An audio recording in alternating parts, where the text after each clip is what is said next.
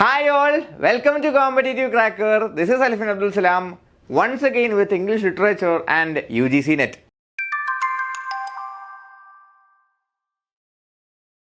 അപ്പോൾ നമ്മൾ ഡിസ്കസ് ചെയ്യാൻ പോകുന്നത് സ്റ്റേറ്റ്മെൻറ്റ് ടൈപ്പ് ക്വസ്റ്റ്യൻസ് ആണ് ഇന്ന്.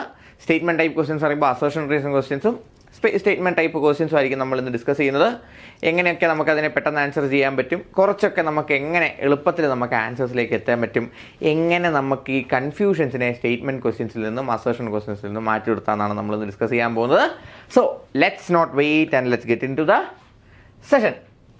Given below are two statements. One is labeled as assertion and the other is labeled as reason. ഒന്നിനെ നമ്മൾ അസേർഷൻ എന്നും മറ്റൊന്നിനെ നമ്മൾ റീസൺ എന്നുമാണ് ഇവിടെ ടൈറ്റിൽ ചെയ്തിട്ടുള്ളത്. രണ്ട് സ്റ്റേറ്റ്മെൻറ്റ്സ് ആണ് നമുക്ക് തന്നിട്ടുള്ളത്. ഒന്നാമത്തെ അസേർഷൻ എന്ന് പറയുന്നത് എന്താണ്? Discourse are cultural and social practices rooted in psychic and physical reality. Psychic and physical റിയാലിറ്റിയിൽ എന്താണ് റൂട്ട് ചെയ്യപ്പെട്ടിട്ടുള്ള അല്ലെങ്കിൽ അതിനെ ആധാരമാക്കിയിട്ടുള്ള സോഷ്യൽ ആൻഡ് കൾച്ചറൽ പ്രാക്ടീസിനെയാണ് നമ്മൾ ഡിസ്കോഴ്സ് എന്ന് വിളിക്കുന്നതെന്നാണ് ആര് പറഞ്ഞിട്ടുള്ളത്? നമ്മുടെ ഫൂക്കോ പറഞ്ഞിട്ടുള്ളതല്ല, നമുക്കിവിടെ എക്സാമിൽ തന്നിട്ടുള്ള സ്റ്റേറ്റ്മെൻറ്റ്. അപ്പോൾ ഈ സ്റ്റേറ്റ്മെൻറ്റ് നമുക്ക് തന്നിട്ടുണ്ട്. സ്റ്റേറ്റ്മെൻറ്റ് എന്ന് പറഞ്ഞാൽ എന്താണ്? ഇന്നതാണ് എന്ന് പറഞ്ഞ് വയ്ക്കുന്ന ഒരു ഡിക്ലറേറ്റീവ് സെൻറ്റൻസിനാണ് നമ്മൾ സ്റ്റേറ്റ്മെൻറ്റ് എന്ന് പറയുന്നത്, അല്ലേ? അപ്പോൾ ഒരു സ്റ്റേറ്റ്മെൻറ്റ് ഇവിടെ തന്നിട്ടുണ്ട്. സ്റ്റേറ്റ്മെൻറ്റിൽ നമ്മൾ എന്താണ് മനസ്സിലാക്കുന്നത്? ഡിസ്കോഴ്സ് എന്ന് പറഞ്ഞാൽ കൾച്ചറൽ സോഷ്യൽ പ്രാക്ടീസസ് ആണ്. അത് റൂട്ട് ചെയ്തിട്ടുള്ളത് ഫിസിക്കൽ ആൻഡ് സൈക്കോളജിക്കൽ അല്ലെങ്കിൽ സൈക്കിക് റിയാലിറ്റിയിലാണ് എന്നാണ് പറഞ്ഞിട്ടുള്ളത്. അപ്പോൾ ഈ സ്റ്റേറ്റ്മെൻറ്റിനെ ശരിവെക്കുന്നതായിരിക്കണം എന്ത്? റീസൺ, അല്ലേ? അപ്പോൾ നോക്കിയേ, റീസൺ എന്താണ്? Foucault defines discourse as the material manifestation of thought which shapes our subjectivity. നമ്മളുടെ സബ്ജക്റ്റിവിറ്റിയെ ഷേപ്പ് ചെയ്യുന്ന തോട്ടിൻ്റെ മെറ്റീരിയൽ മാനിഫെസ്റ്റേഷനാണ് എന്ത്? ഡിസ്കോഴ്സ് എന്നാണ് ആര് പറഞ്ഞിട്ടുള്ളത്? ഫൂക്കോ പറഞ്ഞിട്ടുള്ളത്. അപ്പം ഞാൻ പറയുവാണ് എന്നത് കൾച്ചറൽ ആൻഡ് സോഷ്യൽ പ്രാക്ടീസസ് എന്ന് പറഞ്ഞു കഴിഞ്ഞാൽ സൈക്കിക് ആൻഡ് ഫിസിക്കൽ റിയാലിറ്റിയുടെ റൂട്ടഡ് ആയിട്ടുള്ള സോഷ്യൽ ആൻഡ് എന്താണ് കൾച്ചറൽ പ്രാക്ടീസസ് ആണെന്ന് ഞാൻ പറയുകയാണ്. അപ്പം ഞാൻ പറയുന്ന കാര്യം ശരിയാവണമെങ്കിൽ എന്ത് ചെയ്യണം? ഫൂക്കോ ഡിസ്കോഴ്സിനെ ഡിഫൈൻ ചെയ്തതുമായിട്ട് ഞാൻ പറഞ്ഞതിന് എന്ത് വേണം? ബന്ധം വേണം. ഫൂക്കോ എന്താ പറഞ്ഞിട്ടുള്ളത്? തോട്ടിൻ്റെ മെറ്റീരിയൽ മാനിഫെസ്റ്റേഷൻ അത് നമ്മളുടെ സബ്ജക്റ്റിവിറ്റിയെ ഷേപ്പ് ചെയ്യുന്നു. അതിനെയാണ് നമ്മൾ ഡിസ്കോഴ്സ് എന്ന് പറയുന്നത്. തോട്ടിൽ നിന്ന് റൂട്ട് ചെയ്തിട്ടുള്ള മെറ്റീരിയൽ അതായത് cultural and social practices manifestation ആണ് എന്ത്? ഡിസ്കോഴ്സസ് എന്ന് തന്നെയാണ് ഫൂക്കോ പറഞ്ഞിട്ടുള്ളത്. അപ്പോൾ ശരിയാണ്. ഫൂക്കോ ഇത് പറഞ്ഞിട്ടുണ്ടോ? ഫൂക്കോ ഇത് പറഞ്ഞിട്ടുണ്ട് താനും, അല്ലേ? അപ്പോൾ ആദ്യം നമ്മൾ 6 ശരിയാണോ എന്ന് നമ്മൾ നോക്കണം. 6 ശരിയാണ്. ഫൂക്കോ മെറ്റീരിയൽ മാനിഫെസ്റ്റേഷൻ ആയിട്ട് തന്നെയാണ് ഡിസ്കോഴ്സിനെ കാണിച്ചിട്ടുള്ളത്. എന്തിൻ്റെ? സൈക്കോളജിക്കൽ ഇൻട്രാക്ഷൻസിൻ്റെ, അല്ലേ? അപ്പോൾ 6 ശരിയാണ്. ഓൾറെഡി തന്നിട്ടുണ്ട്. 6 ശരിയായിട്ട് കഴിയുമ്പോഴത്തേക്കിനും 6 പറഞ്ഞ കാര്യം തന്നെ പറയുമ്പോഴും എയും 6ഉം ശരിയായി, അല്ലേ? എയും 6ഉം ശരിയായി. 6ൽ തന്നിട്ടുള്ള എക്സ്പ്ലനേഷൻ സബ്ജക്റ്റ് ചെയ്യുന്നതാണെങ്കിൽ അല്ലെ പ്രൂവ് ചെയ്യുന്നതാണെങ്കിൽ R is the best example or the reason or R is the best explanation for എയുമായി. So the right answer is option A. Both assertion and reason are correct and reason is the correct explanation of A. അസേർഷനും റീസണും കറക്റ്റാണ് and ഇവിടെ reason ആണ് അസേർഷൻ്റെ correct എക്സാമ്പിളും. Clear ആയോ? Okay. അപ്പോൾ ഇതുപോലെയുള്ള ഒരുപാട് പ്രശ്നങ്ങൾ നമ്മൾ എക്സാമിൻ്റെ സമയത്ത് അല്ലെങ്കിൽ എക്സാമിന് പ്രിപ്പയർ ചെയ്യുമ്പോൾ നമ്മൾ ഫേസ് ചെയ്യാറുണ്ട്, അല്ലേ? എങ്ങനെയാണ് അസേർഷൻ റീസൺ ക്വസ്റ്റ്യൻസ് സെറ്റ് ചെയ്യേണ്ടത്, എങ്ങനെയാണ് ടൈം മാനേജ് ചെയ്യേണ്ടത്, അതുപോലെ ഒരുപാട് പ്രശ്നങ്ങൾ നമ്മൾ പ്രിപ്പറേഷനിലും ഇതുപോലുള്ള ഒരുപാട് മിസ്റ്റേക്സ് നമ്മൾ ഫേസ് ചെയ്യാറുണ്ട്. ആ പ്രശ്നങ്ങളെല്ലാത്തിനും ഐഡൻറ്റിഫൈ ചെയ്താൽ മാത്രമേ ഒരുപാട് തവണ നെറ്റ് എഴുതിയിട്ടും നെറ്റ് പോലും ക്വാളിഫൈ ചെയ്യാതെ PhD മാത്രം കിട്ടിക്കൊണ്ടിരിക്കുന്നവർ, നെറ്റ് ക്വാളിഫൈ ചെയ്യാൻ പറ്റാത്തവർ, എത്ര തവണ നെറ്റ് എഴുതിയിട്ട് നെറ്റ് മാത്രം കിട്ടി JRFലേക്ക് നീങ്ങാൻ പറ്റാത്തവർ, ഇവർക്കെല്ലാവർക്കും ഉള്ള ഏക വഴി എന്ന് പറയുന്നത് തൻ്റെ പ്രിപ്പറേഷൻസിലെ പ്രശ്നങ്ങൾ മനസ്സിലാക്കുക എന്നുള്ളതാണ്. എന്തോ പ്രശ്നം ഉള്ളതുകൊണ്ടാണ് നമുക്ക് JRF കിട്ടാതെ പോകുന്നത്. എന്താണ് ആ പ്രശ്നം എന്ന് ഐഡൻറ്റിഫൈ ചെയ്യുവാനും അത് റെക്ടിഫൈ ചെയ്യാനും ഏറ്റവും ക്ലാരിറ്റിയോടുകൂടി തന്നെ പഠിച്ചു തുടങ്ങുവാനും വേണ്ടിയിട്ടാണ് പരീക്ഷയ്ക്ക് തൊട്ട് മുമ്പായിട്ട് നമ്മളിങ്ങനെ ഒരു വെബിനാർ കണ്ടക്ട് ചെയ്യുന്നത്. നിങ്ങളുടെ പ്രശ്നങ്ങൾ എന്താണെന്ന് മനസ്സിലാക്കി തരാൻ, നിങ്ങളോട് സംസാരിക്കാൻ വേണ്ടിയിട്ടാണ് ഈ ഒരു സെഷൻ നമ്മൾ സെറ്റ് ചെയ്തിട്ടുള്ളത്. അപ്പോൾ if you want to make your trial of UGC NET, which is going to be happening in June 20, after June 20, successful and achieve JRF in this attempt, please do attempt this webinar. We can discuss and find out our problems and prepare in the best manner so that we achieve JRF in June 2025. So 27-ാം തീയതിയാണ് വെബിനാറിലേക്ക് register ചെയ്യേണ്ട link താഴെയുണ്ട്. അപ്പോൾ നമ്മുടെ വീഡിയോയുടെ താഴെ പിൻ ചെയ്തിട്ടുള്ള registration ലിങ്കിലേക്ക് register ചെയ്യുക. നമുക്കപ്പോൾ വെബിനാറിന് കാണാം. ഇത്തവണ ഏതായാലും നമുക്ക് JRF മേടിക്കണം കേട്ടോ. അടുത്ത ക്വസ്റ്റ്യൻ നോക്കിയേ. Given below are two statements, one is labeled as assertion and the other is labeled as reason. അപ്പോൾ ഒന്നിനെ നമ്മൾ നേരത്തെ പറഞ്ഞ പോലെ തന്നെ ഒരെണ്ണം അസേർഷൻ ആണ്, ഒരെണ്ണം റീസൺ ആണ്. Toni Morrison and Adrienne Rich have contributed to a distinctive style. ഇവിടെ നോക്കിയേ, നമുക്ക് പറഞ്ഞിട്ടുള്ളത് ടോണി മോറിസൺ, അഡ്രിയൻ റിച്ച് രണ്ടുപേരും എന്താണ്, ഫെമിനിസ്റ്റ് ഓതേഴ്സ് ആണ് അല്ലേ. ഇതിനകത്ത് ടോണി മോറിസന്റെ ആണ് എന്ത്, ബിലവഡ് അല്ലേ. ബിലവഡ് എന്ന് പറയുന്ന വർക്ക് ആരുടേതാണ്, ടോണി മോറിസൻ്റെതാണ്. അഡ്രിയൻ റിച്ച് എഴുതിയ 2 വർക്ക് ഏതൊക്കെയാണ്, 2 വർക്ക്സ് ഓഫ് അഡ്രിയൻ റിച്ച്. പറയാമോ, കമൻറ്റ് ചെയ്യണേ. രണ്ടൊരു ഫെമിനിസ്റ്റ് ആണെന്ന് ഞാൻ പറയാം. ബിലവഡ് ടോണി മോറിസന്റെ വർക്കാണ്. അഡ്രിയൻ റിച്ചിൻ്റെ 2 വർക്കുകൾ നിങ്ങൾ എന്ത് ചെയ്യണം, കമൻസിൽ മെൻഷൻ ചെയ്യണം. Contributed to a distinctive style എന്താണ്, ഫെമിനിസത്തിൻ്റെ തന്നെ 2 ഡിസ്റ്റിങ്ക്റ്റീവ് സ്റ്റൈൽസ് ആണ് ആര് കൊണ്ടുവന്നിട്ടുള്ളത്, ടോണി മോറിസണും അഡ്രിയൻ റിച്ചും കൊണ്ടുവന്നിട്ടുള്ളത്. ഇതാണ് നമ്മുടെ സ്റ്റേറ്റ്മെൻറ്റ് അഥവാ അസേർഷൻ. ഇനി റീസൺ നോക്കിയേ. Feminism, Adrian Rich observes, is a field where subjectivity and politics have come together in the most natural way. Adrian rich എന്താണ് ഫെമിനിസ്റ്റിനെ പറ്റി പറയുന്നത്, അഡ്രിയൻ റിച്ച് പറയുന്നത് ഫെമിനിസം എന്ന് പറയുന്നത് എന്താണ്, it's the field where subjectivity and politics രാഷ്ട്രീയവും സബ്ജക്റ്റിവിറ്റിയും ഒരുമിച്ച് വരുന്ന, ഇൻഡിവിജ്വലിസം ഒരുമിച്ച് വരുന്ന ഇടത്തിനെയാണ്, ഏറ്റവും നാച്ചുറലായിട്ട് വരുന്ന ഇടത്തിനെയാണ് നമ്മൾ ഫെമിനിസം എന്ന് വിളിക്കുന്നതെന്നാണ് അഡ്രിയൻ റിച്ച് പറഞ്ഞിട്ടുള്ളത് അല്ലേ. അപ്പോൾ ഇവിടെ അസേർഷൻ ശരിയാണ്, റീസണും ശരിയാണ് അല്ലേ. അഡ്രിയൻ റിച്ച് ഇങ്ങനൊരു സ്റ്റേറ്റ്മെൻറ്റ് നടത്തിയിട്ടുണ്ട്. അഡ്രിയൻ റിച്ച് എവിടെയാണ് ആ സ്റ്റേറ്റ്മെൻറ്റ് നടത്തിയിട്ടുള്ളത്, വർക്കിൻ്റെ കൂടെ അതും മെൻഷൻ ചെയ്യുക കേട്ടോ. ബിലവഡ് പോലെയുള്ളൊരു വർക്കാണ് ടോണി മോറിസൺ എഴുതിയിട്ടുള്ളത് അല്ലേ. ടോണി മോറിസൻ്റെ വർക്കുകൾ നോക്കിയാൽ നമുക്ക് എന്ത് കാണാൻ സാധിക്കും, ക്ലാസ് കാണാൻ സാധിക്കും, ഇൻ്റർസെക്ഷനാലിറ്റി കാണിക്കാൻ സാധിക്കും, ബ്ലാക്ക് ഐഡൻറ്റിറ്റി നമുക്ക് കാണാൻ സാധിക്കും. അങ്ങനെയുള്ളൊരു cultural blend of suppression, class, marginalisation ഒക്കെയാണ് നമുക്ക് ടോണി മോറിസൻ്റെ വർക്കുകളിൽ നമുക്ക് കാണാൻ സാധിക്കുന്നത്. അഡ്രിയൻ റിച്ചിൻ്റെ വർക്കുകളിൽ നമുക്ക് കാണാൻ സാധിക്കുന്നത് is more about personal subjectivity. നമ്മൾ പറഞ്ഞ പോലെ തന്നെ എന്താണ്, പേഴ്സണലായിട്ടുള്ള പേഴ്സണൽ ഈസ് പൊളിറ്റിക്കൽ എന്ന് പറയുന്ന ഒരു കാഴ്ചപ്പാടാണ് നമുക്ക് അഡ്രിയൻ റിച്ചിൻ്റെ വർക്കുകളിൽ നമുക്ക് കാണാൻ സാധിക്കുന്നത്. രണ്ടും എന്താണ്, ഫെമിനിസത്തിൻ്റെ 2 ഡിസ്റ്റിങ്ക്റ്റീവ് സ്റ്റൈൽസ് ആണ്. പക്ഷേ ടോണി മോറിസൻ്റെയും അഡ്രിയൻ റിച്ചിൻ്റെയും സ്റ്റൈൽസ് ഡിസ്റ്റിങ്ക്റ്റീവ് ആണെന്ന് റീസണെ കൊണ്ട് പ്രൂവ് ചെയ്യാൻ പറ്റുന്നുണ്ടോ, റീസണെ കൊണ്ട് പ്രൂവ് ചെയ്യാൻ പറ്റുന്നില്ല. അവിടെ അഡ്രിയൻ റിച്ച് എന്താണ് പറയുന്നത്, അഡ്രിയൻ റിച്ച് എന്താണ് ഫെമിനിസ്റ്റിനെ പറ്റി പറഞ്ഞിട്ടുള്ളതെന്ന് മാത്രമേ ഇവിടെ പറഞ്ഞിട്ടുള്ളൂ.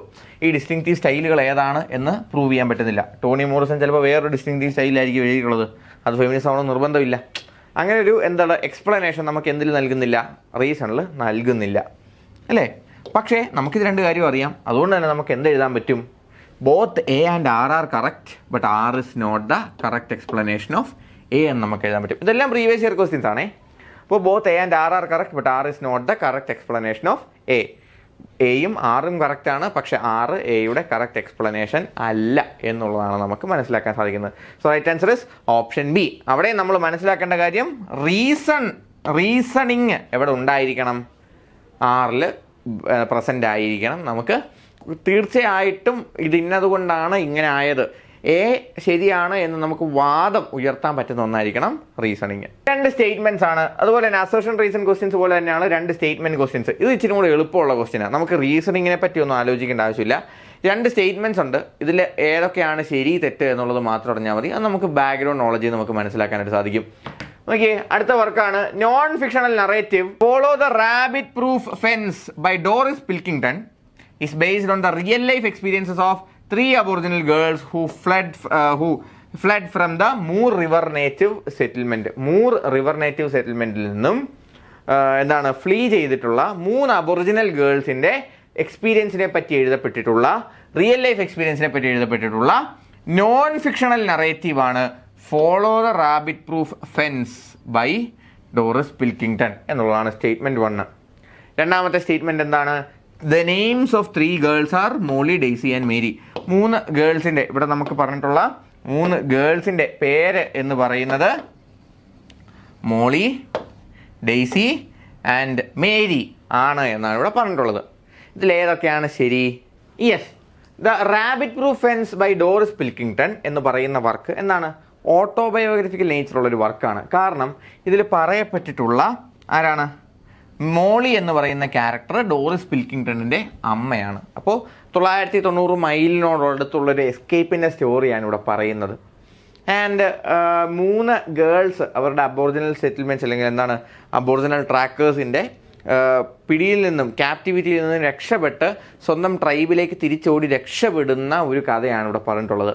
സോ ഇവിടെ നോക്കിയേ, സ്റ്റേറ്റ്മെൻറ്റ് 1 എന്ന് പറയുന്നത് വളരെ ശരിയായിട്ടുള്ളൊരു കാര്യം തന്നെയാണ്. ഒരു നോൺ ഫിക്ഷണൽ നറേറ്റീവാണ് follow the rabbit proof fence.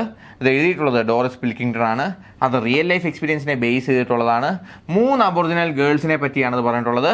3 river native സെറ്റിൽമെൻറ്റിൽ നിന്ന് എസ്കേപ്പ് ചെയ്തിട്ടുള്ള ആളെ പറ്റി തന്നെയാണ് പറഞ്ഞിട്ടുള്ളത്. So statement 1 is right. അപ്പോൾ നമുക്ക് ഇതിൽ നിന്ന് 3 കാര്യങ്ങൾ മനസ്സിലാക്കാൻ പറ്റും. Follow the rabbit proof Fence എന്ന് പറയുന്നത് ഒരു ഓസ്ട്രേലിയൻ വർക്കാണ്. അബോറിജിനൽസിനെ പറ്റിയാണ് എഴുതിയിട്ടുള്ളത്. അബോറിജിനൽ വർക്കാണ്. ഡോറിസ് പിൽക്കിങ്ടൺ ആണ് അത് എഴുതിയിട്ടുള്ളത്. നോൺ ഫിക്ഷണലാണ്. ഇത്രയും പോയിന്റ്സ് നമുക്ക് ഇതിൻ്റെ അതൊന്ന് മനസ്സിലാക്കാനായിട്ട് സാധിക്കും. And next statement is the name of the 3 girls are. 3 girls രക്ഷപ്പെടുന്നതിനെ പറ്റിയാണ് പറഞ്ഞിട്ടുള്ളത് അല്ലേ. Molly, Daisy and Mary. Molly, Daisy, Mary എന്ന് പറയുന്ന 3 ഗേൾസിൻ്റെ കഥയാണ് ഇത് പറയുന്നതെന്നാണ് പറഞ്ഞിട്ടുള്ളത്. അവിടെ നമുക്ക് ചെറിയൊരു പ്രശ്നമുണ്ട്. മോളി, ഡെയ്സി ആൻഡ് മേരി അല്ല, മോളി, ഡെയ്സി ആൻഡ് ഗ്രേസിയാണ് എന്ത് 3ാമത്തെ പെൺകുട്ടിയുടെ പേര്. മനസ്സിലായോ? അപ്പോൾ അവിടെ ഒരു ചെറിയ പേര് വ്യത്യാസം വന്നു. അപ്പോൾ എന്തുവരും? Both statement 1 and 2 are correct എന്ന് വരുമോ? ഇല്ല. മറിച്ച് statement 1 is correct but statement 2 is incorrect എന്ന് തന്നെയായിരിക്കും വരുന്നത്. So right answer is option 3. Statement 1 is correct and statement 2 is incorrect. കാരണം ഇവിടെ കറക്റ്റോ ഇൻകറക്റ്റോ എന്നുള്ള കാര്യം മാത്രം നമ്മൾ നോക്കിയാൽ മതി. അത് മറ്റൊന്നിൻ്റെ കറക്റ്റ് എക്സ്പ്ലനേഷൻ ആണോ അല്ലയോ എന്നുള്ള കാര്യമൊന്നും നമ്മൾ ഫോക്കസ് ചെയ്യേണ്ട ആവശ്യമില്ല. സിമ്പിൾ അല്ലേ? നൗ അടുത്ത ക്വസ്റ്റ്യൻ നോക്കിയേ. A room of one's own is a feminist essay about women's education, exclusion and writing by Virginia Woolf. അല്ലേ? വിർജീനിയ വുൾഫിൻ്റെ റൂം ഓഫ് വൺസ് ഓൺ എന്ന് പറയുന്നത് ഫസ്റ്റ് ഫെമിനിസ്റ്റ് വേവിൻ്റെ വളരെ ഇമ്പോർട്ടൻ്റ് ആയിട്ടുള്ളൊരു വർക്കാണ്. ഇൻഡിവിജ്വൽ ഓതർഷിപ്പിനെ പറ്റിയും ഫീമെയിൽ ഓട്ടോണമിയെ പറ്റിയൊക്കെയാണ് വർക്ക് എഴുതപ്പെട്ടിട്ടുള്ളത്. വിർജീനിയ വുൾഫാണ് അത് എഴുതിയിട്ടുള്ളത് എന്നുള്ള കാര്യങ്ങളെല്ലാം ശരിയാണ്. അടുത്ത നോക്കിയേ. In other worlds is a collection of essays written by Edward W Said on contemporary ideas such as psycho analysis and social theory. Psycho അനാലിസിസിനെയും സോഷ്യൽ തിയറിയെയും പറ്റി എഡ്വേർഡ് ഡബ്ല്യു സെയ്ഡ് എഴുതിയിട്ടുള്ള ഒരു കളക്ഷൻ ഓഫ് എസ്സേസ് ആണ് in other worlds എന്നുള്ളതാണ് അടുത്ത statement. ആ statement ശരിയാണോ? ഓക്കെ. എന്നാൽ ഇൻ അതർ വേൾഡ്സ് എന്ന് പറയുന്നത് എന്താണ്? എഡ്വേർഡ് ഡബ്ല്യു സെയ്ഡിൻ്റെ എസ്സേ ആസ് കളക്ഷൻ അല്ല. അത് it is an essay written by Gayatri Chakravorty Spivak or Gayatri Spivak, most famous or most important post colonial author ആയിട്ടുള്ള സ്പിവാക്കിൻ്റെ എസ്സേ ആണ് ഇൻ അതർ വേൾഡ്സ് എന്ന് പറയുന്നത്. അപ്പോൾ സൈക്കോ അനാലിസിസും സോഷ്യൽ തിയറിയെയും പറ്റിയും എഡ്വേർഡ് ഡബ്ല്യു സെയ്ഡ് എഴുതിയിട്ടുള്ള വർക്കല്ല എന്ത് ഇൻ അതർ വേൾഡ്സ് എന്ന് പറയുന്ന എസ്സേ. ഇവിടെ എസ്സേ കളക്ഷനും അല്ലാതെ അല്ലേ. അപ്പോൾ സ്റ്റേറ്റ്മെൻറ്റ് 1 കറക്റ്റാണ്, സ്റ്റേറ്റ്മെൻറ്റ് 2 കറക്റ്റാണ്. ഓബ്വിയസ്ലി നമുക്ക് സ്റ്റേറ്റ്മെൻറ്റ് 1 ബന്ധമില്ലാത്ത സ്റ്റേറ്റ്മെൻറ്റ് 2 ആണ് തരുന്നതെങ്കിൽ, സ്റ്റേറ്റ്മെൻറ്റ് 1 ബന്ധമില്ലാത്ത സ്റ്റേറ്റ്മെൻറ്റ് 2 ആണ് നമുക്ക് തരുന്നതെങ്കിൽ ഓബ്വിയസ്ലി ഇതിലേതെങ്കിലും ഒരെണ്ണം തെറ്റായിരിക്കും. അപ്പോൾ നമുക്ക് ശരിയെന്ന് ഉറപ്പുള്ളത് മറ്റൊന്നുണ്ടെങ്കിൽ മറ്റേത് കൺഫ്യൂസിങ് ആണെങ്കിൽ അത് 70% തെറ്റാവാനുള്ളതാണ് സാധ്യത. ഓക്കെ. ആൻഡ് ഇവിടെ എഡ്വേർഡ് ഡബ്ല്യു സെയ്ഡും എന്തായിരുന്നു? ഒരു പോസ്റ്റ് കൊളോണിയലിസ്റ്റ് ആയിരുന്നു. ഗായത്രി ചക്രവർത്തി സ്പിവക്കും ഒരു പോസ്റ്റ് കൊളോണിയലിസ്റ്റ് ആയിരുന്നു. അപ്പോൾ എന്താണ്, അതുമാത്രമല്ല അങ്ങനെ നമ്മൾ എന്ത് ചെയ്യുക, ഒരു കാര്യം കൂടെ മനസ്സിലാക്കി വെക്കുക. നമുക്ക് അങ്ങനെ ഒരു കൺഫ്യൂസിങ് പോയിന്റ്സ് നമുക്ക് ലഭിക്കാൻ സാധ്യതയുണ്ട്. കാരണം നമ്മൾ ചിലപ്പോൾ ടേംസ് വെച്ചിട്ട് ഓക്കെ പോസ്റ്റ് കൊളോണിയൽ ആയിട്ടുള്ള ടേമാണിത്. അപ്പോൾ എഡ്വേർഡ് ഡബ്ല്യു സെയ്ഡ് ഒരു പോസ്റ്റ് കൊളോണിയലിസ്റ്റ് ആയിരുന്നു. അപ്പോൾ ഇതും അദ്ദേഹത്തിൻ്റെ വർക്കാവാൻ സാധ്യതയില്ലേ എന്ന് പറഞ്ഞ് നമ്മൾ വെക്കാൻ സാധ്യതയുണ്ട്. പക്ഷേ ഒരിക്കലും അയാളുടെ വർക്കല്ല, സ്പിവക്കിൻ്റെ വർക്കാണ് എന്ത് ഇൻ അതർ വേൾഡ്സ് എന്ന് പറയുന്ന essay. So the right answer is statement 1 is true but statement 2 is false. Okay, so those were some of the important PYQs that we were able to or that we focused to discuss during this time period. നമ്മൾ discuss ചെയ്യാൻ ഉദ്ദേശിച്ചിരുന്ന കുറച്ച് questions അതായിരുന്നു. അപ്പോൾ നമ്മൾ പറഞ്ഞ പോലെ തന്നെ basic understanding ഉണ്ടെങ്കിൽ തന്നെ നമുക്കെല്ലാം ആൻസർ ചെയ്യാൻ പറ്റും. നമ്മൾ നേരത്തെ ചോദിച്ചിട്ടുണ്ടായിരുന്ന ടോണി മോറിസൻ്റെ അല്ലെങ്കിൽ എന്താണ് അഡ്രിയൻ റിച്ചിൻ്റെ വർക്കുകൾ ഏതൊക്കെയെന്ന് മറക്കാതെ നിങ്ങൾ മെൻഷൻ ചെയ്യണം കേട്ടോ. അത് ഇമ്പോർട്ടൻ്റ് ആണ്. അതുപോലെ തന്നെ നിങ്ങൾ ഒരിക്കലും വിട്ടുപോകരുതാത്ത കാര്യമാണ് അസേർഷൻ റീസൺ ക്വസ്റ്റ്യൻസ് വരുമ്പോൾ, സ്റ്റേറ്റ്മെൻറ്റ് ക്വസ്റ്റ്യൻസ് വരുമ്പോൾ ആ സ്റ്റേറ്റ്മെൻറ്റ് മുഴുവൻ വായിച്ച് നോക്കുക. നമുക്ക് വേണ്ട ആൻസർ മിക്കവാറും അതിൻ്റെ അകത്ത് തന്നെ കാണും. അസേർഷൻ റീസൺ ക്വസ്റ്റ്യൻ ആണെങ്കിൽ റീസൺ ചെയ്യുന്നുണ്ടോ, അതായത് അസേർഷൻ സ്റ്റേറ്റ്മെൻറ്റ് ഇന്നതാണ് എന്ന് നമ്മളെ ബോധ്യപ്പെടുത്തുന്ന രീതിയിലുള്ളൊരു റീസണിങ് എങ്കിലും ആറിലുണ്ടോ എന്ന് നോക്കുക. എന്നിട്ട് ഗസ് വർക്കിലേക്ക് കടക്കുക. ആൻഡ് ലേറ്റ് ഇങ്ങോട്ട് വരുമ്പോഴത്തേനും നമ്മളുടെ എന്താണ് സ്റ്റേറ്റ്മെൻറ്റ് വൈസ് ക്വസ്റ്റ്യൻസിലേക്ക് വരുമ്പോഴത്തേക്കിനും സ്റ്റേറ്റ്മെൻറ്റ്സ് എല്ലാം തന്നെ നമുക്ക് അറിയില്ലായിരിക്കാം അല്ലേ, സ്റ്റേറ്റ്മെൻറ്റ്സ് എല്ലാം തന്നെ അറിയില്ലായിരിക്കും. അവിടെയും സ്റ്റേറ്റ്മെൻറ്റ്സ് തമ്മിലുള്ള കണക്ഷൻ നോക്കുക, ടെർമിനോളജി നോക്കി പെട്ടെന്ന് ഗസ് വർക്ക് നടത്താതിരിക്കുക. സ്റ്റേറ്റ്മെൻറ്റ്സ് തമ്മിലുള്ള കണക്ഷൻ, സ്റ്റേറ്റ്മെൻറ്റ് 1ഉം 2ഉം തമ്മിൽ ബന്ധമുണ്ടോ എന്ന് നോക്കുക. ബന്ധമില്ലെങ്കിൽ മിക്കവാറും ഏതെങ്കിലും ഒരെണ്ണം തെറ്റാൻ സാധ്യതയുണ്ട്. And look for the details. നമുക്കറിയാവുന്ന ഏതെങ്കിലും ഒരു കീവേഡ് ആ സ്റ്റേറ്റ്മെൻറ്റിൽ കാണും. ആ കീവേഡും അതിൻ്റെ അകത്ത് കോർ ഓതറോ കോർ വർക്കോ ആയിട്ടുള്ള ബന്ധം ഒന്ന് അനലൈസ് ചെയ്ത് നോക്കാം. നിങ്ങൾക്ക് വീണ്ടും ആൻസറിലേക്ക് എത്താനായിട്ട് സാധിക്കും. അപ്പോൾ ഇതുപോലുള്ള ടിപ്സും ട്രിപ്സും കൂടുതൽ ട്രിപ്സ് അല്ല ഇതുപോലെയുള്ള കൂടുതൽ ടിപ്സിനും ട്രിക്സിനും വേണ്ടിയിട്ട് ഈ ചാനലൊന്ന് സബ്സ്ക്രൈബ് ചെയ്ത് വെക്കുക. ആൻഡ് നിങ്ങൾ ആസ്പിരൻറ്റ് സുഹൃത്തുക്കളിലേക്ക് വീഡിയോ ഷെയർ ചെയ്തെത്തിക്കുക. If you found this video informative, please do share your response in the comments. So it's me, Elfin Abdul Salam, signing off for Competitive Cracker.